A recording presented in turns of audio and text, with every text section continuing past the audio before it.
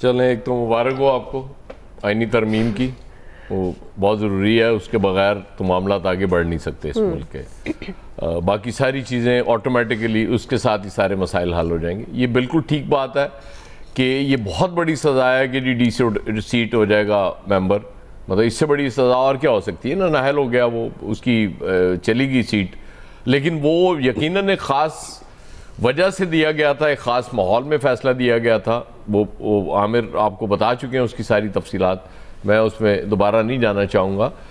अब भी जो एतराज़ हो रहा है ना, वो ख़ास माहौल की वजह से ही हो रहा है ना, कि आप फ़ैसले होते ही यहाँ सियासी हैं। अब चूँकि कुछ लोगों के पसंदीदा हैं काजी फ़ाइज़ ईसा साहब, इसलिए आइन और कानून के मुताबिक उनको फ़ैसला लग रहा होगा। जो उनके मुखालिफ हैं वो ज़ाहिर है वो तो कहेंगे कि इससे बुरा फ़ैसला हो ही नहीं सकता। इवन सियासतदान, मतलब जिनका पीटीआई से ताल्लुक नहीं, जैसे शायद खाकान अब्बासी साहब का आपने जिक्र किया कि वो आइन की रूह के मुताबिक नहीं लग रहा उनको। क्यों नहीं लग रहा? चीज़ें नज़र आ रही हैं ना, को हुकूमत काजी साहब की एक्सटेंशन के लिए वो कोशिशें हुकूमत ने शुरू की थी, और काजी साहब के हवाले से ये चल गया कि जी वो उन्होंने इनकार कर दिया। फिर उन्हें वजाहत करनी पड़ी कि नहीं हुजूर, मैं तो बैठे थे, तो किसने किया कि मैं इनकार करता है। उसी टाइमिंग और वो नीयत जो है, जब आप इतनी उजलत में, वो भी फैसला उजलत में किया गया था, वो एक पार्टी को नवाजने के लिए किया गया था। आज जो उजलत में फैसला किया गया वो दूसरी पार्टी को और शायद अपने आप को नवाजने के लिए भी किया गया। मतलब इसमें तो कोई शक वाली बात ही नहीं रह गई ना अब, कि काजी साहब ने बड़ी जल्दी मतलब वो उन्होंने कहा जी बस किसी तरीके से फैसला, मतलब ये करना है, मैंने चूंकि तय किया हुआ है ना कि जी फैसला करना है और फौरी करना है, ताकि उसकी राह मार हो जाए। अब जो नेक्स्ट आईनी तरामीम होनी है उसमें तशुबे वाली बात ही नहीं रही, ये तो कुछ छुपा ही नहीं रहा ना। वो जो गवर्नमेंट है या काजी साहब के हिमायती हैं वो तो इस पे वो खुश हो रहे हैं कि जी बिल्कुल ठीक है, काजी साहब ने ये करना था। मतलब यूं लगता है इस मुल्क में हमेशा स्क्रिप्टेड चीज़ें होती हैं, स्क्रिप्ट लिखा जाता है, उसके मुताबिक वो टाइमलाइन लिखी जाती है और वो चीज़ें होती चली जाती हैं। अब एक अलबत्ता उस टाइमलाइन में नाकामी ज़रूर हुई, जब वो इतवार को जो बड़ी हमें शिद्दत से वो इंतज़ार था कि जी तरामीम हो जाएंगी, वो नहीं हो सकी। ज़ाहिर है वो मौलाना फजल रहमान की वजह से नहीं हो सकी उस वक्त, क्योंकि उन्होंने वो फजल रहमान साहब के बारे में यही आजकल चल रहा है ना कि सुबह के टाइम कहते हैं कि अच्छा यार कर लेंगे, शाम को वो कहते हैं कि नहीं यार सॉरी मैं नहीं कर सकता। आज भी उन्होंने कैटेगोरिकली ये कहा कि हम हुकूमत के साथ, जो तरामीम हुकूमत दे रही है उसके साथ तो हम किसी सूरत नहीं जाएंगे। अच्छा ठीक है, आपने नंबर पूरे कर लेंगे अब आराम से, लेकिन आप ये नहीं सोच रहे कि वो तो पूरे हो जाएंगे, उसके बाद जो अनरेस्ट बढ़ता जा रहा है उसको आपने कैसे खत्म करना है।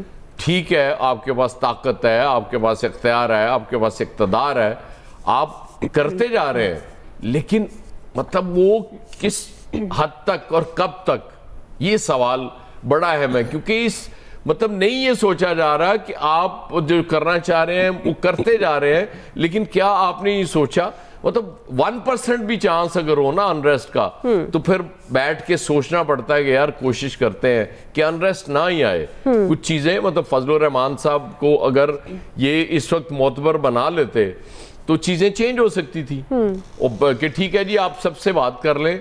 और अगर वो फिर मोतबर बन गए जी, क्या कह रहे हैं आप? अगर वो फिर मोतबर बन गए, मैं समझ नहीं पाया ना। मैं आमिर साहब, मैं कहा आपने कहा ना सुबह और शाम में, हाँ वो एक बात करते हैं, वो तो है, वो तो मैंने उस पे कहा कि अगर वो फिर मोतबर हो गए, उनके हवाले से शिकवा है, लेकिन वो उन पे इस तरह का एतमाद किया जाता। अभी तो मुझे यूं लगता है कि जैसे गवर्नमेंट के पास भी पूरा मुसवदा नहीं है। सच्ची बात है, जिस तरह से मतलब वो रिएक्ट करते हैं। और उस रात जो सबसे बड़ी खबर मेरे लिए ये थी कि बहरहाल 10 सवा 10 बजे वज़ीर कानून ने फरमाया था कि मुबारक हो मुझे मुसवदा मिल गया। मतलब जैसे चांद नजर आ जाता है ना, वो आधी रात को भी नजर आया था हमारे यहाँ, वो उस तरह की सिचुएशन बनी हुई थी। तो मेरा ख्याल है कि आप ये बड़ा अच्छा हो गया, ये फैसला भी आ गया, आपकी आईनी तरामीम की राह भी हमार हो गई, आपके लिए कोई इशू नहीं रहेगा, आईनी अदालत भी आप बना लेंगे, सुप्रीम कोर्ट को दांत तोड़ देंगे, आप बिल्कुल बेदांत बना देंगे। इसकी मुबारकबाद तो आपको बनती है, लेकिन जरा सोच लें, ब्रॉडर सेंस में भी सोच लें कि इसके नताइज कल को क्या होने जा रहे हैं। जाहिर है इक़्तिदार सदा सिर्फ अल्लाह ताला का है, बिल्कुल। बाकी हम तो सब आते जाते रहते हैं और उसके बाद खत्म हो जाता है। तहरीक इंसाफ मुल्की मफाद को मद्देनजर रखते हुए मौखर करेगी?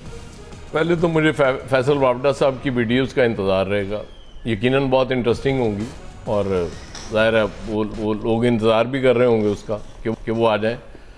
उसके बाद वो तो ज़ाहिर है उन्होंने तो खाली वो तड़ियाँ लगाई हैं। मोहसिन नकवी साहब ने अलबत्ता अपील भी की ना करने की, और उसके बाद फिर उन्होंने कहा कि किसी सूरत माफ़ नहीं करेंगे अगर कोई आ गया इधर। फजलुर रहमान साहब की अलबत्ता यही बात कल वो दुरानी साहब ने भी की थी, आज फजलुर रहमान साहब ने भी की है कि गवर्नमेंट अनाउंस कर दे आके कि कोई इशू नहीं है। मतलब अभी 25 में बड़े दिन है ना, रोला तो 25 तारीख का है ना कि 25 से पहले कराना है, तो चलें 15-16 को करा लें, आप 16 तारीख को करा लें, कोई फर्क नहीं पड़ेगा। लेकिन मुझे लगता है कि जोर से आई हुई है तरामीम, गवर्नमेंट मानेगी नहीं। और पीटीआई का बात वही है कि वो कह रहे थे वजीर दाखिला साहब के चूंकि मुअज़्ज़ज़ मेहमान पाकिस्तान में मौजूद हैं, मुअज़्ज़ज़ मेहमान ने गालिबन कल 12 बजे फ्लाई कर जाना है यहाँ से, और उसके बाद एहतजाज तो शाम में होना है। अगर एक खास जगह इनको वहां दे दें कि जी आप एहतजाज करें और घर चले जाएं, मेरा ख्याल है कुछ भी नहीं होगा। मतलब दुनिया में एहतजाज होते हैं, लेकिन मुझे नहीं समझ आ रही कि किस चीज का खौफ है कि आप उनको बिल्कुल चाह रहे हैं कि किसी सूरत एहतजाज ना करें। मेरा ख्याल है ये जो मुखालफत में आपकी आवाजें आ रही हैं उनको सुन लेना आपके लिए बेहतर होगा, और इस मुल्क के लिए बेहतर होगा, क्योंकि आप जिस तरफ लेके जा रहे हैं चीजों को, अल्लाह ताला रहम करे। जी आमिर साहब। अच्छा, मैं अभी जब हम चूंकि बल्दियात पे बात कर रहे थे तो 11-12 अगस्त 1947 को कायदे आजम की सदारत में उस वक्त असम्बली ने फैसला किया था कि सूबे बल्दियाती निज़ाम खुद बनाए।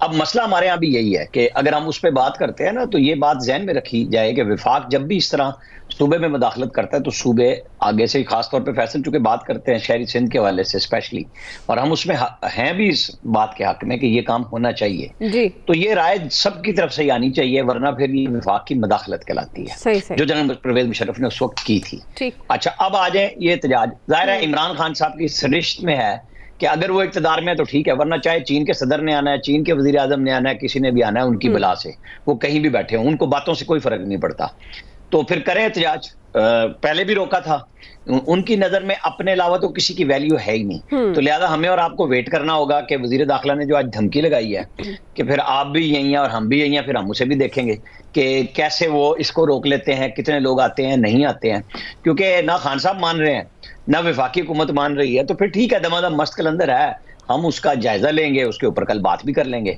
दोनों तरफ कहेंगी कि मैदान खाली था, रास्ते खुले हुए थे, एहतजाज हमने रोकना था वो हमने रोक दिया, वो कहेंगे हमने कर दिया, हम तो करना चाह रहे थे, आपने नहीं माना। वो हर पार्टी के साथ एक तरफ हिज़्ब इख्तिलाफ है, एक तरफ हिज़्ब इक़्तिदार है, तो दोनों की इक़्तिदार और हिज़्ब मुखालिफ दोनों की अपनी अपनी राय मौजूद है, मानता सुनता तो कोई है नहीं। यहाँ पे कितनी दफा इत्तफाक राय की कोशिशें, नवाज शरीफ चल के गए इमरान खान के पास, उस वक्त एस्टेब्लिशमेंट के घोड़े पे सवार थे, लिहाजा उन्होंने धरने दिए और फिर सी पैक की ऐसी की तैसी फेरी। तो अब भी आप ये तवक्को ना करें कि भाई सिर्फ हम जुबानी कहेंगे जो जी इख्तिलाफ बड़ी अच्छी होती है, उनसे बातचीत कर लेनी चाहिए, बातचीत का वो रास्ता नहीं मान रहे। उनके ख्याल में सिर्फ धौंस जबरदस्ती ही इस मुल्क के मसाइल का हल है, तो उन्हें कर लेने दें। जी फैसल साहब।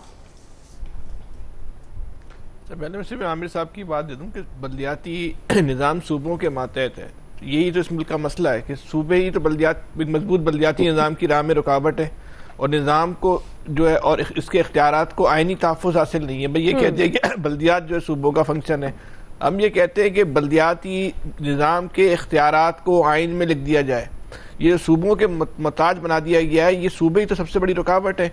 इस इलेक्शन चाहे वो तहरीक इंसाफ की गवर्नमेंट हो या नून लीग की हुकूमत हो, कभी भी नहीं चाहते कि वज़ीर आला की मौजूदगी में मेयर हो। बाकी जहाँ तक एहतजाज की ताल्लुक है, तो इस वक्त की जो सूरत हाल है, जो एक पाकिस्तान के अंदर एक इंटरनेशनल इवेंट होने वाला है, दोनों फरीकैन को, अपोजिशन को भी और हुकूमत को भी, एक दूसरे को जो है ना मुश्तैल करने की ज़रूरत नहीं है। तहरीक इंसाफ को भी चाहिए कि अपना एहतजाज जो है मौखर कर दे, और हुकूमत को भी चाहिए कि वो इस बात का बाज़ाब्ता ऐलान कर दे कि अगर कोई आइनी तरामीम आनी है तो वो इस आलमी कॉन्फ्रेंस के बाद आएंगी। इससे एक अगर आपको एक एक आदमी की तरफ मोहब्बत का पैगाम भेजेंगे तो दूसरी तरफ से भी मोहब्बत का पैगाम आएगा। सिर्फ डंडे के तौर पे मसाइल हल करने की कोशिश ना करें। वो इवेंट हम सबका है, वो सिर्फ हुकूमत का नहीं है। बिल्कुल, वो अपोजिशन का भी इवेंट है, एक आम इंसान का भी इवेंट है, बेसिकली पाकिस्तान का इवेंट है। तो एक ऐसा कदम दोनों फरीकैन उठाएं जिससे वो जो इवेंट हो रहा है वो जो उस पर कोई बात ना है। बहुत आसान सी बात है। ठीक है जी, क्विकली ब्रेक। नाज़रीन, ब्रेक से वापस यही सवाल शकील अंजुम साहब, इलियास साहब को टेक लेंगे, हमारे साथ रहेंगे।